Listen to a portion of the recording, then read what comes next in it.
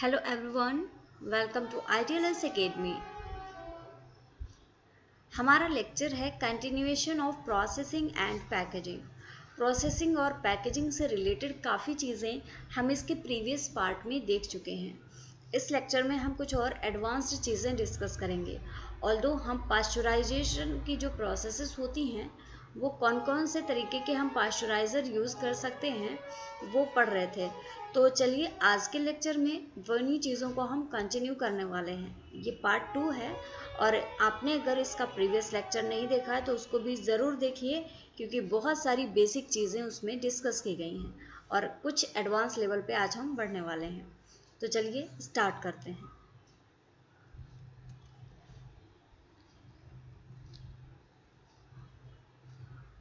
Aseptic filling. Aseptic filling एक pasteurisation का ही प्रोसेस है, पास्चराइजेशन का ही एक टाइप है। जो भी हम टाइप्स पढ़ रहे थे प्रीवियस लेक्चर में उन्हीं का कंटिन्यूएशन है। तो एसेप्टिक फिलिंग की अगर हम बात करें, so the processing for aseptic filling is a special case of flash pasteurization।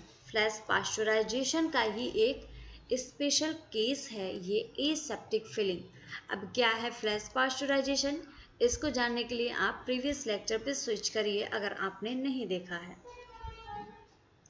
अब होता क्या है, often using a higher temperature profile.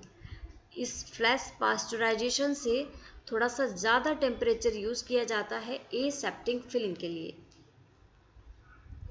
The plant is not equipped with a hot driver as this allows the forward flow to stop when the divert is activated। इसमें क्या होता है, जो plant होता है वो हॉट डाइवर्ट से equipped नहीं होता। इसमें हॉट डाइवर्ट नहीं देखा जाता है क्योंकि इसमें जो हॉट डाइवर्ट है ये जो फॉरवर्ड फ्लो होता है उसको स्टॉप करने के लिए होता है, लेकिन ऐसा इसमें कोई भी केस नहीं देखा जाता है। Should pasteurizing conditions be lost, then the plant is stopped and re-sterilized। अगर पास्चराइजिंग कंडीशंस लॉस्ट होती हैं, कोई भी फ्लो उसमें प्रोडक्ट का नहीं बन रहा है या कोई भी टेम्परेचर की प्रॉब्लम आ रही है, तो जो प्लांट है उसको स्टॉप किया जाना चाहिए और उसको री स्टरलाइज्ड किया जाना चाहिए। स्टरलाइजेशन की प्रोसेस दोबारा से की जानी चाहिए।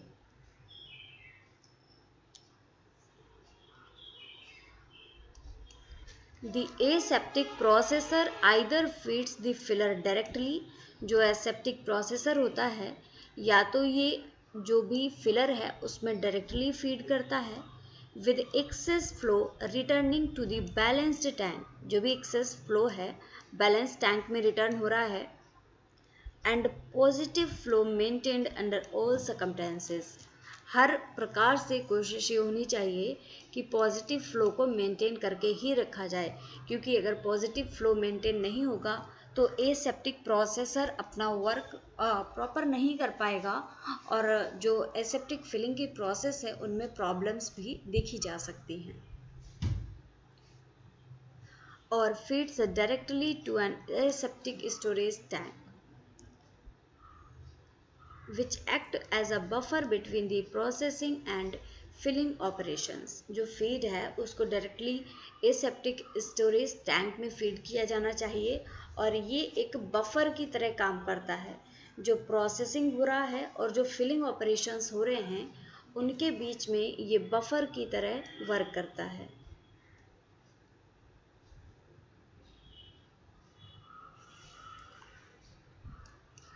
The total process leads to a high log reduction। जो टोटल प्रोसेस होती है इसमें हाई लॉग रिडक्शन देखा जाता है इन बैक्टीरियल कंटेमिनेशन। बैक्टीरिया के कंटेमिनेशन में काफ़ी हद तक इसमें पूरी प्रोसेसिंग के बाद में रिडक्शन देखा जा सकता है। प्रोड्यूसिंग कमर्शियली स्टेराइल प्रोडक्ट, और इसके द्वारा कमर्शियली स्टेराइल प्रोडक्ट्स को प्रोड्यूस किया जा सकता है। This process has been used for carbonated drinks। इस प्रोसेस को कार्बोनेटेड ड्रिंक्स के लिए यूज़ किया जाता है।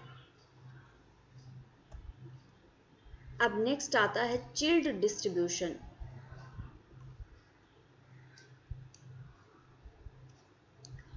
If products are filled cold into clean bottles or clean fillers but not aseptic, अगर प्रोडक्ट्स को क्लीन बॉटल्स में फिल किया जा रहा है या फिर क्लीन फिलर्स में फिल किया जा रहा है जो कि एसेप्टिक नहीं है, तो इस कंडीशन में क्या होना चाहिए? Stored in refrigerated warehouses and sold to the customer from chill cabinets, then quite long shelf lives can be obtained. ऐसे प्रोडक्ट जो कि क्लीन बॉटल्स या क्लीन फिलर्स में फिल तो किए जा रहे हैं लेकिन ये एसेप्टिक नहीं है, तो इन बॉटल्स को या इन फिलर्स को रेफ्रिजरेट करके रखना चाहिए। इनका स्टोरेज रेफ्रिजरेटेड कंडीशंस में होना चाहिए और जब इनको कस्टमर्स तक पहुंचाना है, जब इनको सेल करना है, तो सेलिंग के लिए भी चिल कैबिनेट्स का यूज़ होना चाहिए। इन्हीं चिल कैबिनेट्स के माध्यम से ये कस्टमर्स तक पहुंचाए जाने चाहिए ताकि इनकी लॉन्ग सेल्फ लाइफ हो सके, ताकि ये ज़्यादा समय तक सुरक्षित रह सकें। The product is generally flash pasteurized to ensure its cleanliness prior to filling. Product का फ्लैश पास्चुराइजेशन किया जाता है ताकि ये इंश्योर किया जा सके कि प्रोडक्ट क्लीन है, फिलिंग से पहले इसमें कोई भी कंटेमिनेशन नहीं हुआ है।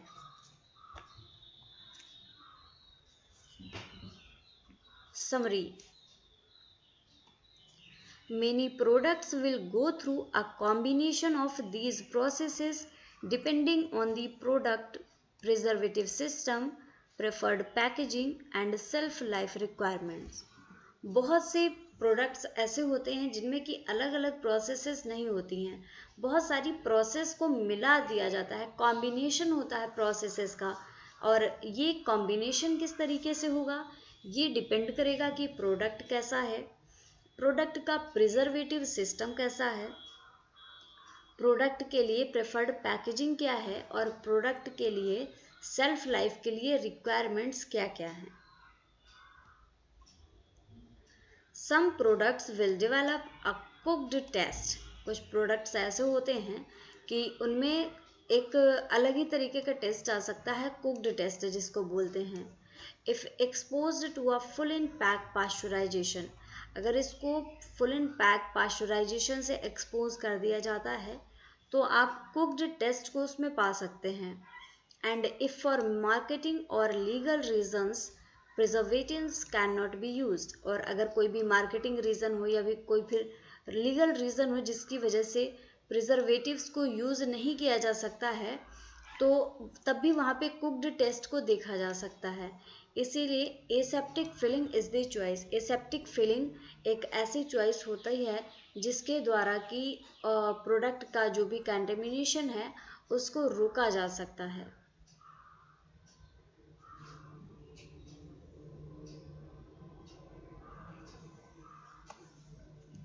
अब आता है control of process plant. In the last 10 to 15 years, tremendous strides have been made in improving the control of process plants.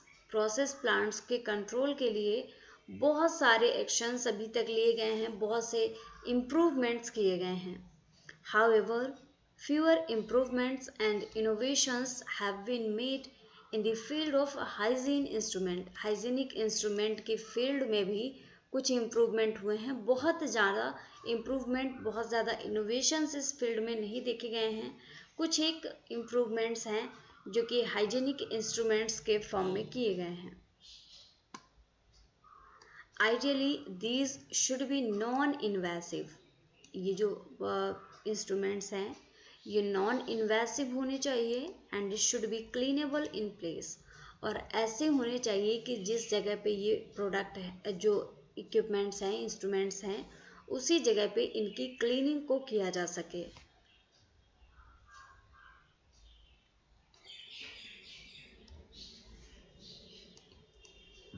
Factory layout and operation. In addition to process design, It is essential to design the drink factory such that it can be operated economically and cleanly. अगर drinks की factory को design किया जा रहा है तो process design के अलावा इसको इस तरीके से ऑपरेट करना चाहिए कि ये इकोनॉमिकली क्लीनली सारे ही ऑपरेशंस इसमें प्रॉपर हों. It is also important that its design is of minimal capital lost. इस तरीके की डिज़ाइन होनी चाहिए कि कैपिटल लॉस इसमें मिनिमम हो and consistent with production to desired quality standard. और जो क्वालिटी स्टैंडर्ड हैं, जो डिज़ायर्ड क्वालिटी स्टैंडर्ड है उसके साथ में भी ये कंसिस्टेंट होना चाहिए, प्रोडक्शन के साथ में कंसिस्ट होना चाहिए ताकि क्वालिटी स्टैंडर्ड्स जो भी डिज़ायर्ड हैं उनको अचीव किया जा सके.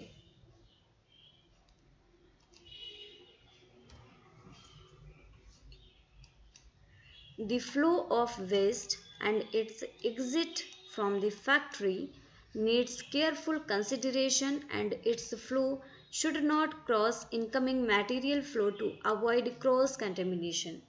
जो भी वेस्ट का फ्लो है, जो वेस्ट का एग्जिट है, फैक्ट्री से वेस्ट जो जनरेट हुआ है उसका जो एग्जिट हो रहा है उसको बहुत ही ज़्यादा उसका केयरफुल कंसिडरेशन होना चाहिए, क्योंकि ये एक ऐसी चीज़ है जो कि बहुत ज़्यादा कंटेमिनेशन कर सकती है.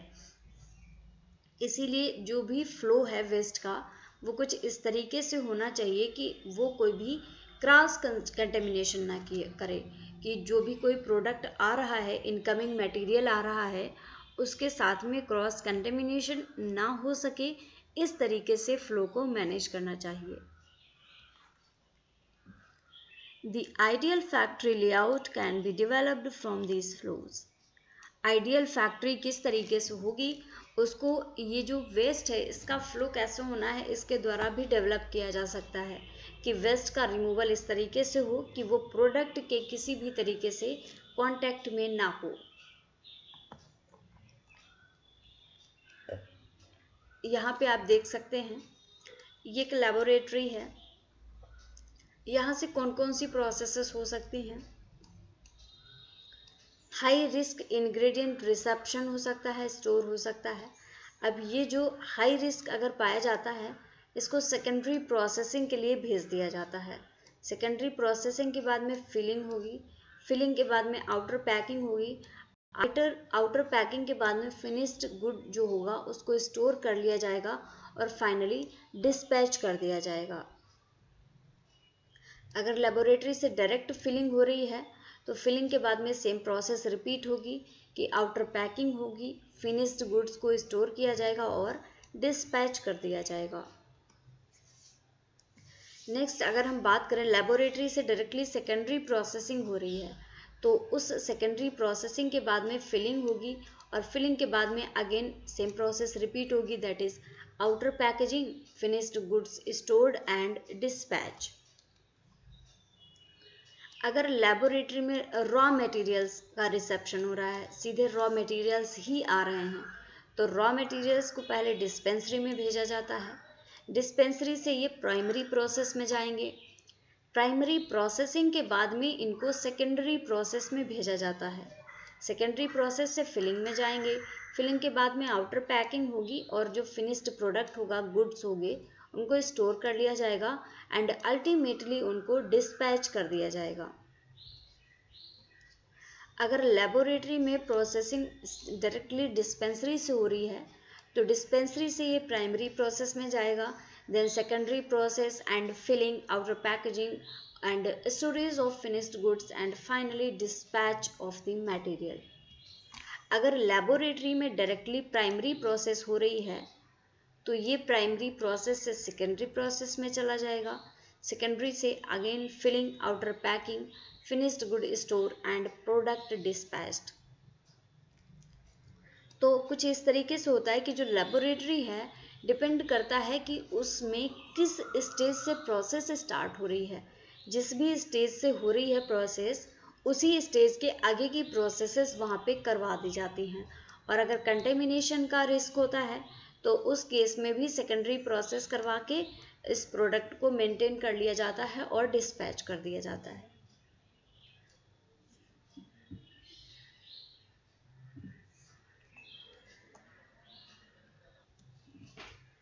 अब आता है hazard analysis critical control points. Once the process has been specified and the layout design, एक बार जब प्रोसेस स्पेसिफाइड हो गई है और जो लेआउट है वो डिज़ाइन कर लिया गया है, the system should be subjected to a hazard analysis critical control point। सारी प्रोसेस होने के बाद में, प्रोडक्ट के स्पेसिफिकेशन के बाद में और लेआउट के डिज़ाइनिंग के बाद में जो भी आपका सिस्टम है उसमें hazard analysis critical control point को सब्जेक्ट करना चाहिए। Hazard analysis critical control point एक ऐसा सिस्टम है जो कि किसी भी प्रोडक्ट को किसी भी टाइप के हैजार्ड से बचाने में मदद करता है। This is an analytical tool. अब ये जो HACCP है ये एक एनालिटिकल टूल है to ensure continual cost effective product safety. और इसमें कोशिश की जाती है कि जो भी प्रोडक्ट है उसकी सेफ्टी कॉस्ट इफेक्टिव रखी जाए, बहुत ज़्यादा कॉस्ट भी ना लगे और प्रोडक्ट भी सेफ रहे। The steps involved in the operation are systematically assessed and those that are critical to the safety of the product are identified। अगर स्टेप्स की बात करें तो जो स्टेप्स होते हैं ये सिस्टमैटिकली असेस्ड होते हैं और जो बहुत क्रिटिकल स्टेप्स होते हैं प्रोडक्ट की सेफ्टी के लिए उनको भी इसमें आइडेंटिफाई किया जाता है और उन स्टेप्स पे सेफ्टी का बहुत ध्यान रखा जाता है। नेक्स्ट आता है good manufacturing practice. The plant should be run under the principles of good manufacturing practice। जो भी प्लांट होता है वो गुड मैन्युफैक्चरिंग प्रैक्टिसेस के अंडर ही रन करना चाहिए। और गुड मैन्युफैक्चरिंग प्रैक्टिसेस में कुछ चीज़ें होती हैं जिनको कि स्पेशल अटेंशन दिया जाता है। So following need special attention.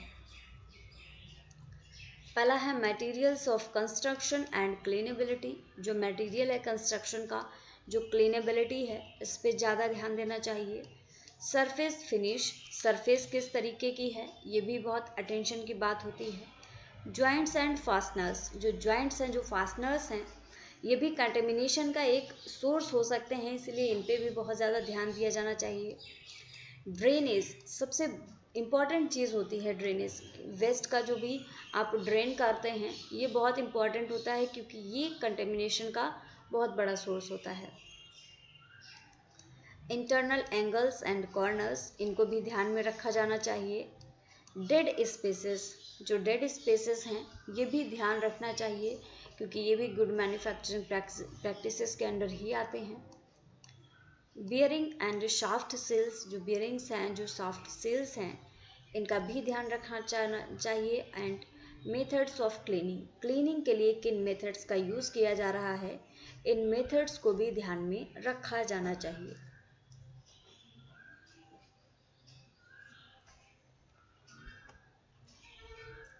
Cleaning in place,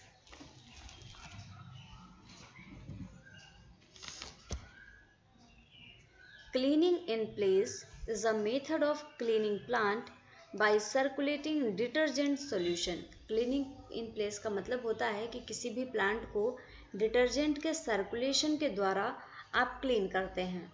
and this obviating the need for stripping down and manual cleaning। और ये अगर डिटर्जेंट का सर्कुलेशन होता है और प्लांट क्लीन हो जाता है तो उसको स्ट्रिप डाउन करने की नीड ख़त्म हो जाती है और मैनुअल क्लीनिंग की नीड नहीं दिखी जाती है। There are two main types of plant to be cleaned within the drink plants। दो मेन टाइप के प्लांट्स होते हैं जिनको कि क्लीनिंग की ज़रूरत पड़ती है, ये होते हैं pipelines and vessels. Cleaning solution must be continuously removed from the base of vessel। जो भी क्लीनिंग सोल्यूशन है सर्कुलेट होने के बाद में कंटिन्यूअसली जो वेसल का बेस है वहाँ से ये रिमूव होना चाहिए। A typical cleaning in place cycle consist of, typical cleaning in place cycle की बात करें तो इसमें कुछ चीज़ें होती हैं जैसे कि pre rinse to remove loose soil, किसी भी लूज सॉइल को रिमूव करने के लिए प्री रिंस करें, and reduce the work of detergent, क्योंकि अगर आप प्री रिंस कर देंगे तो डिटर्जेंट का वर्क रिड्यूस हो जाएगा। Detergent recirculation to remove remaining soil, उसके बाद में डिटर्जेंट का रीसर्कुलेशन होता है ताकि रिमेनिंग सॉइल को रिमूव किया जा सके। There are 3 main variables to be considered, 3 main variables हैं जिनको कि कंसिडर्ड किया जाना चाहिए, जैसे कि chemical strength, cleaning temperature and exposure time. Intermediate rinse to remove detergent with fresh water until a neutral pH is achieved. अब इसके बाद में इंटरमीडिएट रिंस किया जाता है ताकि जो भी डिटर्जेंट है उसको रिमूव किया जा सके और एक न्यूट्रल पीएच तक पहुंच सके। Sanitation to destroy remaining microbial contamination, इसके बाद में सैनिटेशन की प्रोसेस की जाती है ताकि जो भी माइक्रोबियल कंटेमिनेशन बचा हुआ है उसको डिस्ट्रॉय किया जा सके यूजिंग हॉट वाटर की मदद से above 90 degree centigrade, recirculating for more than 20 minute, लगभग 20 मिनट तक हॉट वाटर का रीसर्कुलेशन कराया जाता है ताकि जो बचे हुए माइक्रोब्स हैं वो भी वहाँ पे डिस्ट्रॉय हो जाए। अब आता है packaging. Packaging machinery is as varied as the many packages available on the market. Packaging machinery बहुत ही वेरिएबल होती है क्योंकि बहुत सारे पैकेजेस मार्केट में अवेलेबल होते हैं। Some kinds of machinery form generic types, कुछ जेनेरिक टाइप की मशीनरी होती हैं and have fairly wide application, और जो जेनेरिक टाइप की मशीनरी हैं इनका एप्लीकेशन बहुत वाइड होता है। And others are very specific, और बाकी टाइप की जो मशीनरी हैं वो बहुत स्पेसिफिक होती हैं, किसी पर्टिकुलर प्रोसेस के लिए स्पेशल पैकेजिंग मशीनरी का यूज़ किया जाता है। The principles of this layout are described here together with some of the more common variations. Bottles are supplied oriented on pallets, जो bottles होती हैं पैलेट्स पे सप्लाई की जाती हैं and are unloaded on to the empty bottle conveyor system, और इनकी unloading की जाती है एक इम्पटी बॉटल कन्वेयर सिस्टम होता है उस पे। Alternative layouts can be constructed for plastic bottles arriving in large bulk beans, जो प्लास्टिक की बॉटल्स हैं जो बल्क में आ रही हैं उनके लिए अल्टरनेटिव लेआउट्स को भी कंस्ट्रक्ट किया जा सकता है। And being unscrambled that is oriented on to the line, और specially for pet blow directly on the line from preform. जो भी प्लास्टिक बॉटल आ रही हैं इनको अनस्क्रैम्बल्ड किया जाता है लाइन पे and blown direct on to the line.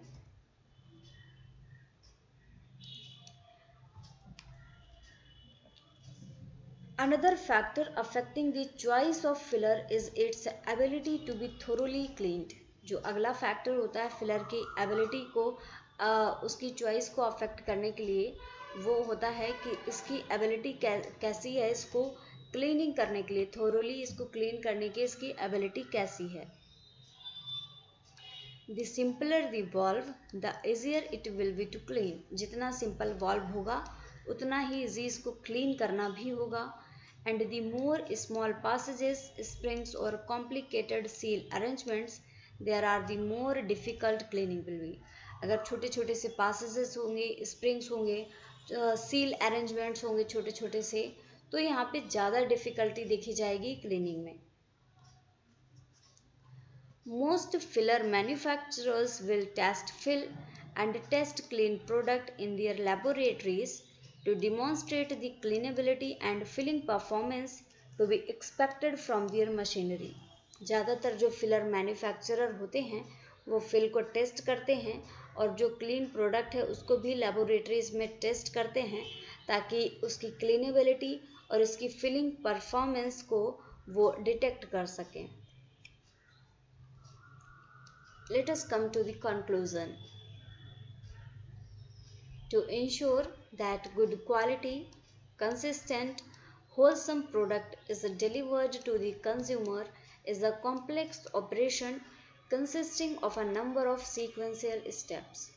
ये इंश्योर करना कि जो भी प्रोडक्ट कंज्यूमर्स को डिलीवर किया जा रहा है वो अच्छी क्वालिटी का है, कंसिस्टेंट है और होलसम प्रोडक्ट है, उसकी जो क्वालिटी है वो इंटैक्ट है। तो इन सारी चीज़ों को इंश्योर करना एक कॉम्प्लेक्स ऑपरेशन होता है और इसमें बहुत सारे सीक्वेंशियल स्टेप्स इन्वॉल्व होते हैं।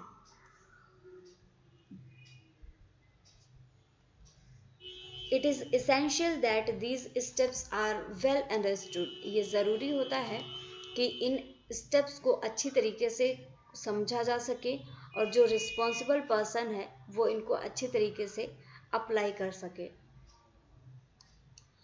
To summarize, a plant will only be effective and the product safe if all the following aspects of the design are taken into account. अगर समराइज किया जाए तो कोई भी प्लांट केवल तभी इफ़ेक्टिव होगा और प्रोडक्ट तभी सेफ होगा जब सारे एक्शंस जो हैं, जो एस्पेक्ट्स हैं, उनको ध्यान में रखा जाएगा।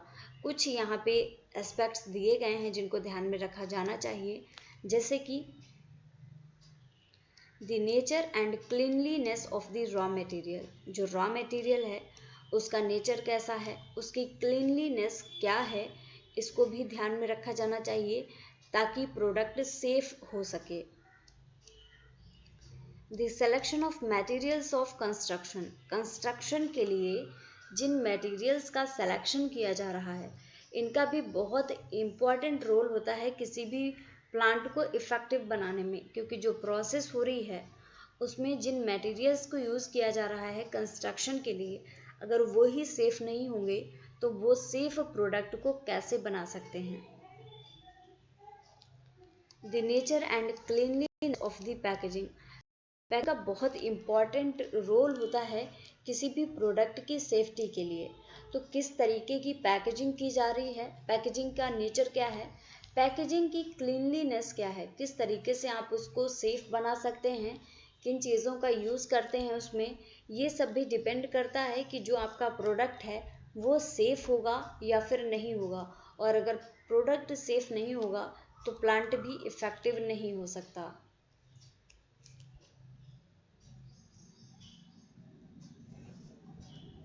The process design of the plant. जो प्लांट है उस प्लांट की प्रोसेस का डिज़ाइन कैसा है।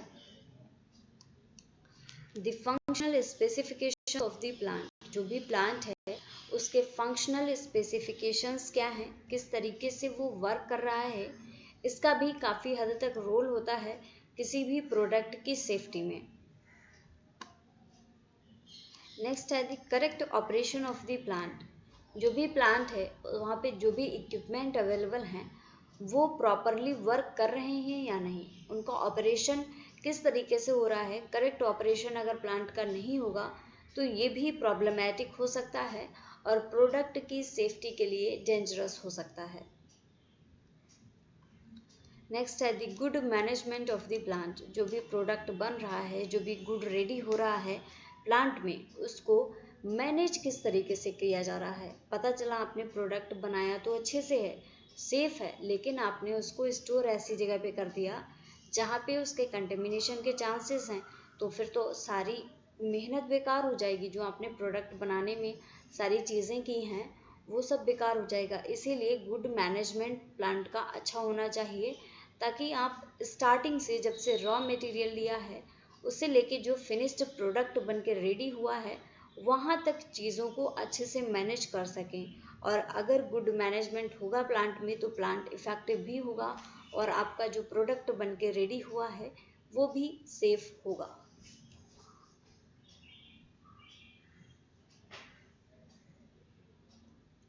So thank you everyone for watching this session. अगर आप कोर्स को ज्वाइन करना चाहते हैं तो लिंक डिस्क्रिप्शन में है, वहाँ से आप कोर्स को ज्वाइन कर सकते हैं।